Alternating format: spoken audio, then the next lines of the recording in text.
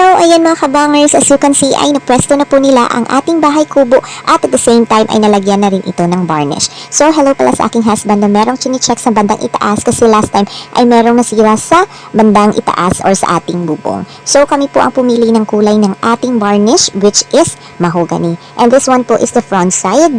Yan po yung magiging terrace namin. So, hindi pa po ito tapos kasi need pa ilagay yung sliding door. And this one will be the room or yung kwarto. And ito naman po yung magiging sala. So, ito yung part ng video na kung saan ay bumalik lang kami pagka kinabukasan kasi gabi na kami nung nag-visit kami last time.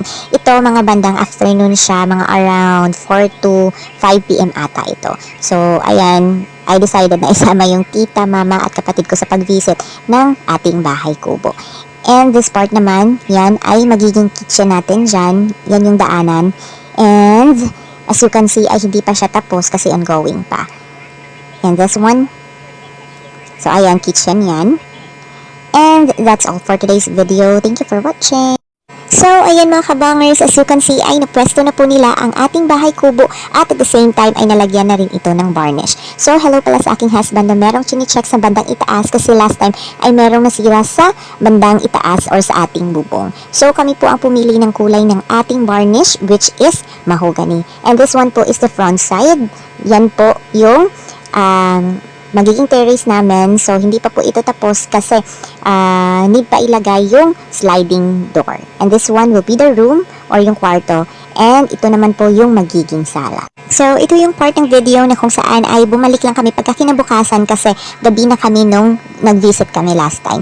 Ito, mga bandang afternoon siya, mga around 4 to 5 p.m. ata ito. So, ayan, I decided na isama yung tita, mama at kapatid ko sa pag-visit ng ating bahay kubo.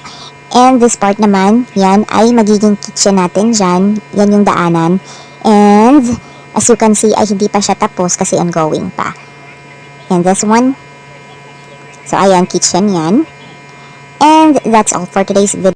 So, ayan mga kabangers, as you can see ay napwesto na po nila ang ating bahay kubo at at the same time ay nalagyan na rin ito ng varnish. So, hello pala sa aking husband na merong chine-check sa bandang itaas kasi last time ay merong nasira sa bandang itaas or sa ating bubong. So, kami po ang pumili ng kulay ng ating varnish which is mahogany. And this one po is the front side. Yan po yung magiging terrace namin. So, hindi pa po ito tapos kasi need pa ilagay yung sliding door. And this one will be the room or yung kwarto. And ito naman po yung magiging sala. So, ito yung part ng video na kung saan ay bumalik lang kami pagka kinabukasan kasi gabi na kami nung nag-visit kami last time. Ito, mga bandang afternoon siya, mga around 4 to 5 p.m. ata ito. So, ayan, I decided na isama yung tita, mama at kapatid ko sa pag-visit ng ating bahay kubo. And this part naman, yan ay magiging kitchen natin dyan. Yan yung daanan. And as you can see ay hindi pa siya tapos kasi ongoing pa. And this one. So ayan, kitchen yan. And that's all for today's video.